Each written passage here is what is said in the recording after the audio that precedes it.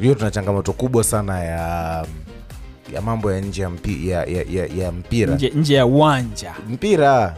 Ukiniambia mambo ya nje ya uwanja chana. Mambo ya nje ya mpira kuhukumu matokeo ya mpira.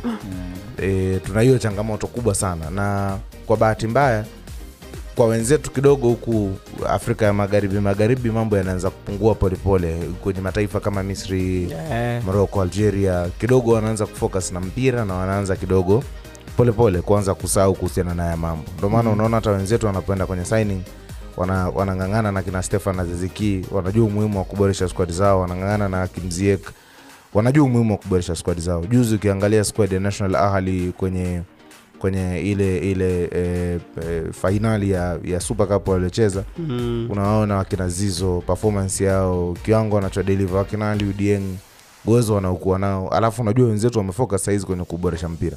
Sisi hapa bado tunangangana kidogo kwenye mambo ya nje ya uwanja. Yaani mtu anaiona timu yake haichezi vizuri na anajua timu yake haichezi vizuri, lakini anaamini kitakachomsababisha akose matokeo sio timu kucheza vibaya, isipokuwa ni timu kufanywa figisu. Ukiuliza hizo figisu kwa undani, ni watu wachache sana ambao watakuwa na uwezo wa kukwambia hizo figisu ni za namna gani, na hasa wana focus au wanalenga kwenye kitu gani kwenye kuhamahama viwanja. Kwa hiyo alichokuwa anasema Mbushi ni sahihi kwamba Yanga wanaamini wanafanywa figisu, na sijui inakuaje mpaka tunafikia sehemu ambayo tunaamini timu za Tanzania zenyewe kwa wenyewe wanafitiniana katika mashindano ya kimataifa. Katika tai ambazo kiurahisi kabisa ingebidi sisi tufurahie siku moja tumeiona Simba na Yanga zimekutana katika hatua ya nusu finali, hapo wakifanyiana chochote wanachohitaji kufanyiana, sisi tutakao tumekaa pembeni tunaamini huo ni ushindani. Lakini huko chini kwenye level za chini wako katika makundi tofauti, hakuna hata mmoja ana benefit na mwenzie kutoka kwenye mashindano, isipokuwa taifa la Tanzania linafaidika wakienda kwenye mashindano.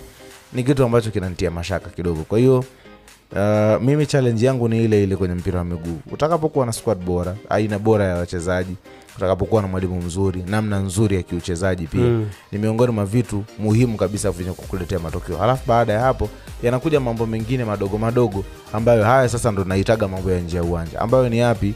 Ni organization ya uongozi, namna ambavyo wana communicate na benchi la ufundi pamoja na wachezaji moja kwa moja.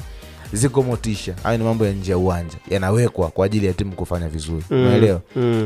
Yako mazingira ambayo unawatengenezea wachezaji pia kwenye namna ambayo saikolojia zao na bongo zao zinatulia, wana deliver matokeo ambayo ni positive kiwanjani. Au mambo mengine mnasema kufanywa figisu sio kwa sababu ya kuwa uwanja na nini na vinginevyo, sijuagi huwa yanaanzia wapi, lakini naamini kwenye mpira wetu yapo hayo mambo, na ninaamini hayo mambo kwenye mpira wetu pia na waka. Lakini sasa kinachonisababishaga na shangani kwamba inakuaje hayo mambo yanafanyika mpaka katika michezo ambayo haina faida na timu nyingine. Yaani mimi nipoteze muda wangu kuja kukufitini wewe Stuart, wakati najua kabisa unachokifanya wewe na ninachokifanya mimi ni vitu ambavyo havigongani na haviingiliani.